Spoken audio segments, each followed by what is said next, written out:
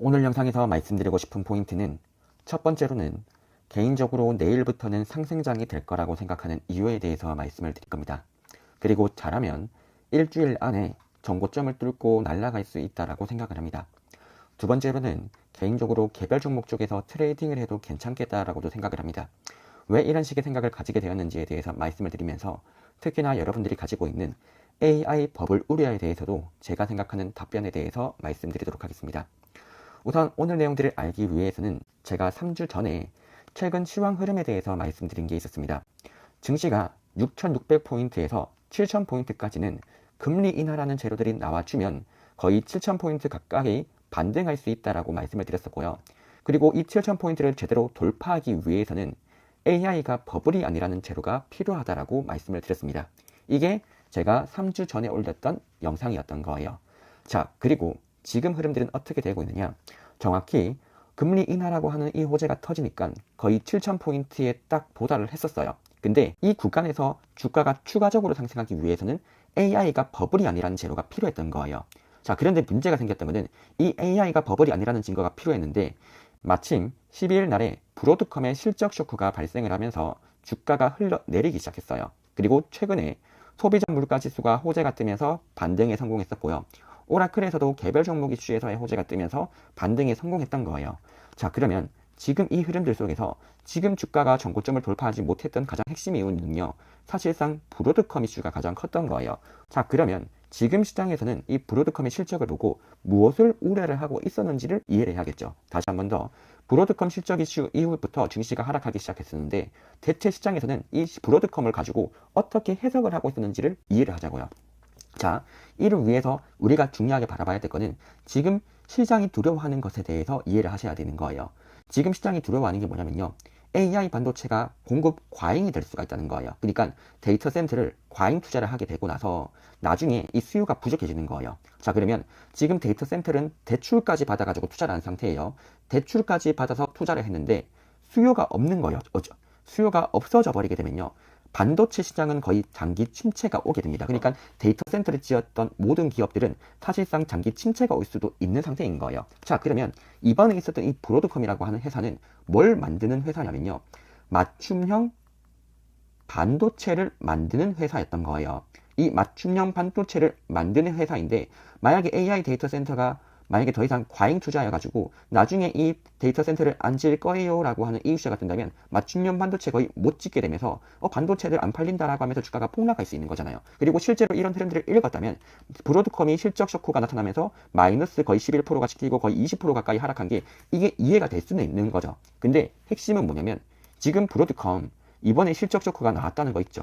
이게 과연 공급 과잉이라는 이 흐름이 될 수가 있을까? 또한 반도체 수요가 부족하다는 이 근거가 될 수 있을까? 요거에 대해서 한번 의문점을 풀어보자는 거예요. 이해되시나요? 그러니까 시장이 생각했던 우려는 과잉 투자 아닌가요? 그리고 AI 수요가 부족한 거 아닌가요? 요 두 가지에 대해서 분명히 걱정을 하고 있는데, 그리고 이거에 대한 트릭으로 브로드컴의 실적 쇼크를 바라보고 있었는데 과연 이게 맞을지에 대해서 판단을 해보자는 거예요. 자, 그러면 지금 이 브로드컴의 주가 왜 떨어졌느냐를 분석을 해봐요. 참고로 이 브로드컴의 시가총액이 매우 높기 때문에 얘 혼자도 주가가 지금 거의 마이너스 20% 가까이 하락했어요. 얘 혼자만의 힘으로 지금 S&P 500의 증시를 끌어내렸다라고 바라봐도 문제가 없다고요. 자, 그래서 얘가 이렇게나 폭락을 했잖아요. 자, 그러면 왜 폭락을 했을까라고 물어보면 역설적으로 AI 전용 반도체가 잘 팔려서 하락한 거예요. 이해되시나요? 이게 되게 이상하죠. 아니, AI 반도체가 잘 팔리는데 왜 주가가 하락해? 라고 물어볼 수가 있잖아요. 자, 우리가 잘 이해해야 돼요. AI 시장이 지금 너무 잘 팔리고 있어요. 그러니까 AI 성장이 아주 잘 되고 있대요. 근데 주가는 빠져요. 왜 그러냐면요, 얘가 기존에 있었던 네트워크 칩은요, 고마진이 가능했던 칩이에요. 근데 맞춤형 반도체는 마진이 안 나와요. 그러니까 기존에 브로드컴이 팔고 있었던 칩들이 있었는데 얘가 마진이 상당히 잘 나왔던 거예요. 그러니까 얘가 돈을 많이 벌어주는 친구가 이 기존의 네트워크 칩이고, 이 맞춤형 반도체도 생각보다 돈이 많이 나올 줄 알았거든요. 근데 얘가 생각보다 마진이 안 나온 거예요. 근데 여러분들 잘 생각해봐요. 왜 맞춤형 반도체는 마진이 안 나올까요? 엔비디아와 달리 맞춤형의 뜻은 뭐냐면요, 그냥 여러분들에게 싸고 좋게 만들어서 판매해 주겠습니다가 핵심인 거예요. 자, 그러니까 이 맞춤형 반도체라는 거는 애초에 본질적으로 애초에 뭐 구글 같은 빅테크 회사들 있죠. 이 회사들을 위해서 만드는 칩이죠. 이 맞춤형 반도체는 구글 같은 회사들을 위해서 만들기 때문에 마진을 애초에 많이 낼 수가 없던 상태인데 여기서 비용 문제가 발생해요. 최근에 AI가 많이 팔려요. AI가 많이 팔린다는 뜻은요. TSMC라고 하는 공장이 있는데 여기에서 반도체를 만들어 주거든요. 근데 이 TSMC에서 워낙에 AI가 잘 팔리다 보니까 이 브로드컴이 주문하는 물량들 있죠. 이 브로드컴이 주문하는 이 웨이퍼를 얘네들이 사가려고 했는데, 그러니까 브로드컴이 TSMC에 있는 이 웨이퍼를 사서 이 맞춤형 반도체를 사야 되는, 맞춤형 반도체를 만들어야 되는데, 문제는 뭐다? 워낙에 AI가 많이 만들어져가지고 TSMC에서 이 웨이퍼를 구하는데 어려워진 거예요. 근데 이 웨이퍼가 비싸게 된 거죠. 그래서 비용이 올라간 상태였어요. 근데 이거 비용이 올라간 만큼 이거를 구글 같은 회사들한테 야, 지금 웨이퍼 단가가 비싸져가지고 구글 너희들이 비싸게 사줘, 요렇게 할 수가 있나요? 안 된다는 거예요. 왜냐? 맞춤형 반도체니까.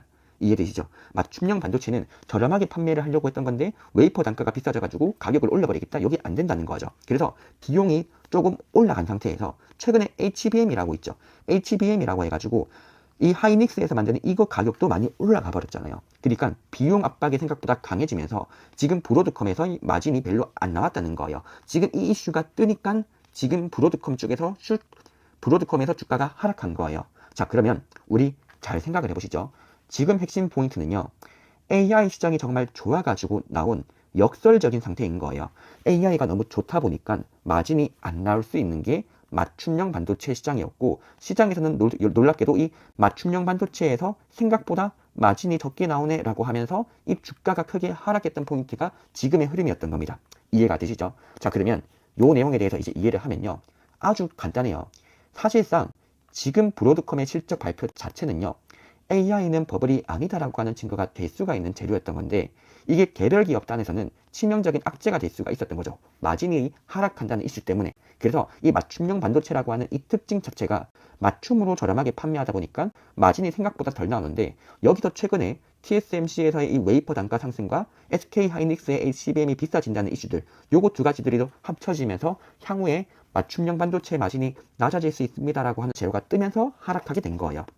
자, 그러면 이런 모든 이유들은 어디에서 촉발이 되었죠? AI가 너무 잘 팔려가지고 웨이퍼가 부족해서 단가가 올라갔고, AI가 너무 잘 팔려서 HBM의 마진이 올라가서 HBM의 단가가 올라가서 발생한 문제인 거예요. 그래서 지금 이슈 자체는 사실상 AI가 버블이 아니라는 믿음을 주기에는 충분했던 거죠. 그래서 제가 바라보는 이슈는 무엇이냐면요.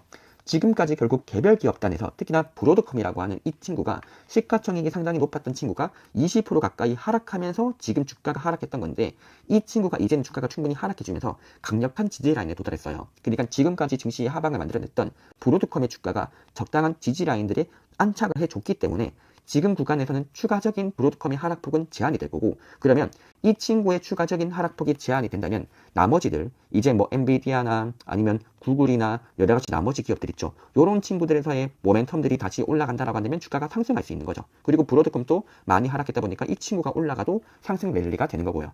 그리고 오라클이라고 하는 친구 같은 경우에도 이번에 개별 이슈 단에서 강한 하락 이후에 반등에 성공하기도 했어요. 그러니까 심리 자체들도 일정 수준 회복을 시킬 가능성들도 있는 거죠.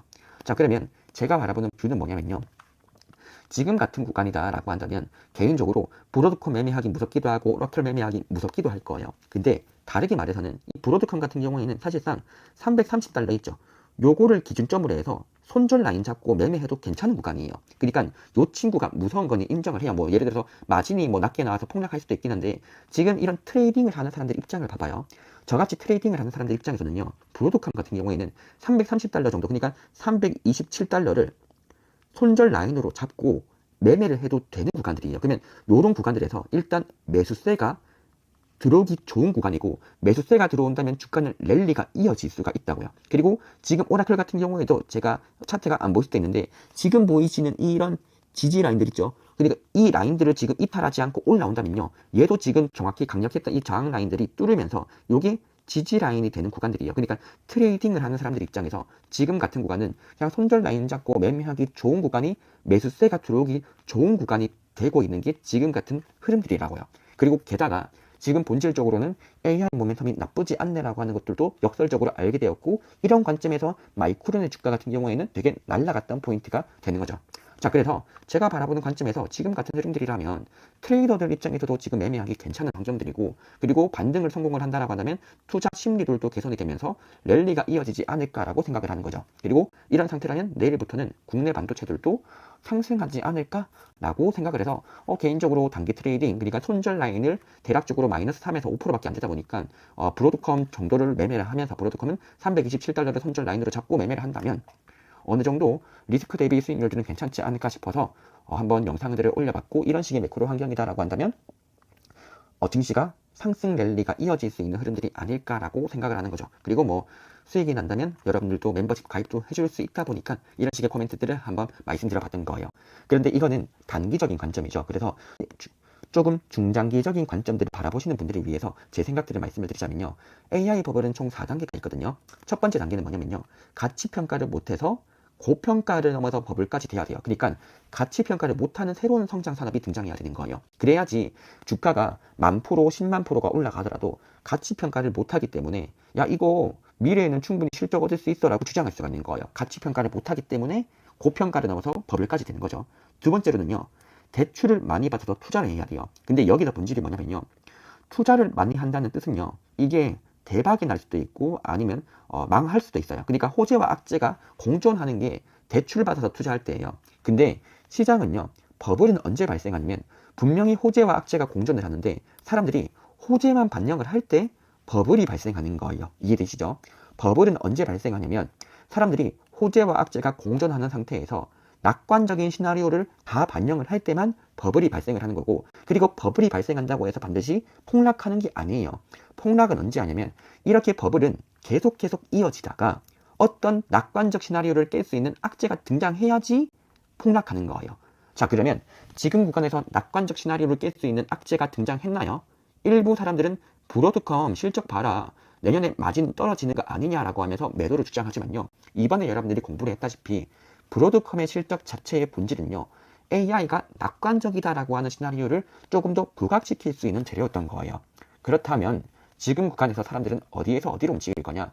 호재와 악재가 공존하는 상황 속에서 지금 사람들은 이 버블 2단계 상황 속에서 악재를 반영하면서 하락했던 건데, 내일부터 정신을 차리게 된다면 호재를 반영하게 될 가능성들이 생기겠죠. 그러면 이 호재를 반영하면서 주가가 올라오게 된다면 이때를 우리가 주의를 해야 되는 거지, 지금 구간은 악재를 반영하면서 하락했잖아요. 악재를 반영하면서 하락을 했기 때문에 제가 바라보는 관점에서는 지금 구간이 위험한가라고 본다면 위험하지 않는데 라고 말씀을 드릴 수가 있는 거예요. 왜냐면 악재를 반영하면서 떨어졌기 때문에. 그래서 내일부터 호재를 반영하면서 올라간다면, 제가 바라보기에 호재를 반영해서 올라간다면 이때 여러분들이 매도를 한다, 요거는 저는 타당한 의사결정이라고 생각을 해요. 이해되시죠? 왜냐하면 낙관적인 시나리오를 너무 반영해서 주가가 날아갔다면 이때 매도를 하는 거는 당연히 호재와 악재가 공존하는데 호재만 반영을 했다, 여러분들이 매도하는 거 동의합니다. 대략적으로 여러분들이 내년 한 7,900포인트쯤에 되었을 때 아니면 한 7,500까지 단숨에 올라갔다, 근데 그때 여러분들이 매도를 한다? 타당하다고 보는데, 지금 구간에서 주식을 매도를 해야 되느냐 했을 때 매도를 하기에는 저는 적절하지 않은데 라고 생각을 한번 해볼 수가 있다는 거죠. 그래서 결국에 개인적으로 언제쯤에 매도를 해야 되느냐, 딴 거 다 필요 없이 낙관적 시나리오를 깰 수 있는 악재가 등장하면 되는데, 이 악재가 AI 캐펙스 축소 또는 강력한 금리 인상이라고 하는 재료가 필요한데 이 두 가지 다가 일단은 안 보이잖아요. 일단은 이 강력한 금리 인상도 안 보이고 AI 캐펙스 축소도 안 보이다 보니까 랠리가 이어지지 않을까라고 생각을 하는 겁니다. 그래서 개인적으로 지금 시장에서는 막 오라클이 또 문제가 되고 있다, 이런 식의 이슈들도 있지만, 개인적으로 뭐 오라클 이슈 같은 경우에는 외부 자금에 지금 의존하는 경우가 많아가지고 재무 상태가 부실해서 이 오라클의 이슈가 터졌던 거거든요. 그러면 이 재무 상태가 부실하다는 이런 이슈들은요, 오라클 말고 다른 현금 창출 능력이 훌륭한 기업으로 돈을 훔치기만 되는 거예요. 그래서 하락장이 아니겠죠. 하락장은 언제냐면 여러분들이 오라클에다가 투자를 했어요. 근데 이 오라클에서 돈을 뺀 다음에 이 돈을 그냥 현금을 가지고 있는 거예요. 그러니까 다른 데다가 투자를 안 하면 하락장이 되는 건데, 여러분들이 오라클에 있는 걸 빼고 이 돈으로 현금 창출 능력이 좋은 구글 같은 걸 산다, 그러면 하락장이 안 된다는 거예요.